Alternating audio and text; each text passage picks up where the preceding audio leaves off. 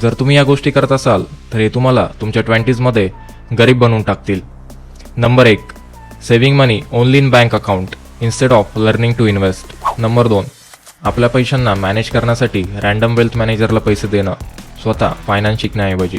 Unless तुम्ही millionaire, multi millionaire किंवा billionaire असाल, you should not have fund manager to be honest. Number 3, भरपूर सारे एंटरटेनमेंट सबस्क्रिप्शन्स खरेदी करणं, जसं की नेटफ्लिक्स, ॲमेझॉन, हॉटस्टार किंवा इतर बाकीच्या गोष्टी.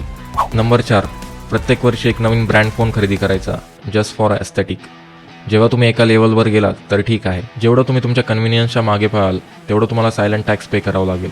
उबर, ओला किंवा इतर गोष्टी हे सगळं तुमच्या लाईफस्टाईलला खाऊन जातात. फक्त ट्रेंडच्या नावाखाली ट्रेंडी स्किन केअर आणि सप्लिमेंट्सला वापरणं, ॲक्च्युअल रुटीन आणि डिसिप्लिन फॉलो केल्याविना डझंट मेक एनी सेन्स. आणि या गोष्टी तुम्ही प्रॉपर रुटीनच्या फॉलो केल्या नाही तर तुम्हाला काहीच रिझल्ट दिसणार नाही. आणि आजच्या काळात या गोष्टी खूपच महाग झाल्या आहेत. सोशल मीडियामधनं फेम, पैसे, ग्रोथच्या चक्करमध्ये फॉलोअर्सला बाय करणं डझंट मेक सेन्स. यापेक्षा ऑर्गॅनिक प्रकारे ऑडियन्सला ग्रो करायला शिका. या व्यतिरिक्त lottery tickets, get rich quick scheme यामध्ये लोक पैसे डुबवतात इन्स्टेड ऑफ मास्टरिंग स्किल्स. कमी पैशांमध्ये खूप वेळा कपडे घेण्याची सवय. 5,000 रुपयांमध्ये जर वर्षभरात 10 कपडे खरेदी करत असाल तर त्यापेक्षा 2च कपडे खरेदी करा, ते पण प्रीमियमवाले. याला तुम्ही जेवढा वेळा घालाल तेवढा वेळा तुम्हाला प्रीमियम फील येईल. म्हणजे पैसे पण वाचतील आणि मेंटल सॅटिस्फॅक्शन पण भेटेल. पार्टीज, नाईट लाईफ हे सगळं पैसे वेस्ट आहे.